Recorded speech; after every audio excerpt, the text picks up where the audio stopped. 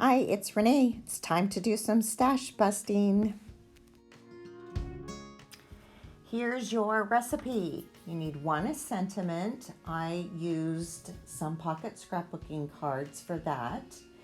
3 words. You can either stamp them or use stickers. I just went through my stickers and found some good ones. 1 button, 1 twine or thread for the button, 1 ribbon, 2 pattern papers. Now I used papers that had a different pattern on the back side, and then 3 snowflakes or other coordinating embellishments depending on the type of card that you are making. Okay, let's create. I have a 6x6 piece of paper there, so I cut it down to 4 by 5.25, and then I cut 1.5 off 1/2, which leaves 2.5 for the other half.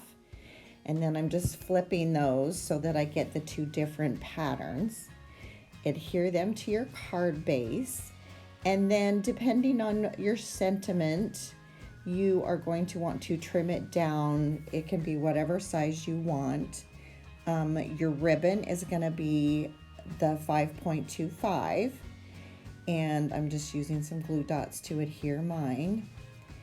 Once you have your ribbon on, then you're going to take your sentiment. I'm going to cut mine down. It did take me a minute to decide which side to use from this pocket scrapbooking card.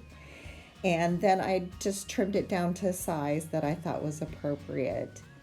So the words, you're going to put 1 in the top left-hand corner and then 2 kind of offset in the bottom left-hand side. For this particular card, I used some regular 3D tape because that ribbon's so thick to kind of give it some lift, and put that on. Then I've got 3 black snowflakes here that I'm going to adhere to my card. You're going to do them in sort of a triangle position because the eye likes the triangle look for whatever reason.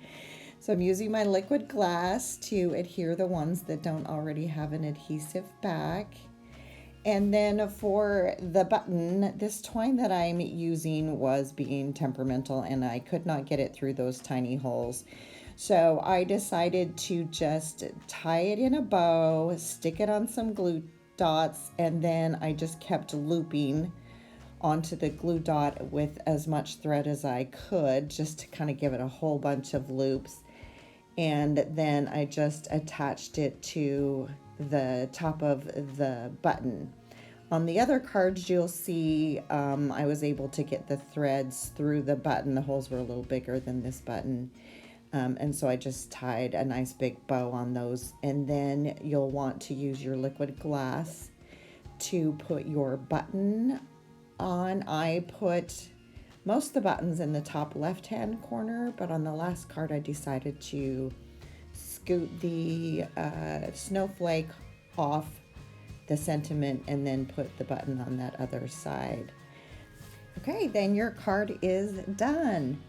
I'm going to make the next 2 cards in time lapse, so you don't have to watch the whole process, but you can see how just changing the papers, changing the ribbons. On this one, I did a bow. On the next card for the ribbon, I just tied on a knot. I picked the different snowflakes and buttons and things to coordinate with the different papers that I had. So this one has kind of more of that white sparkle look.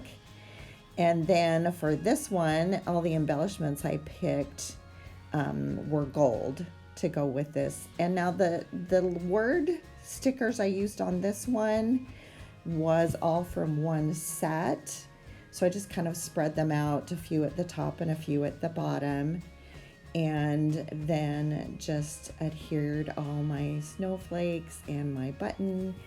And I hope that you have fun creating your stash busting cards using this layout. Lots and lots of options. Let me know if you have any questions. If you want to join my Facebook group, Because Cute Matters with Renee McBaron, I will have a card sketch available as well as a Cricut Design Space cut. Thanks again for watching.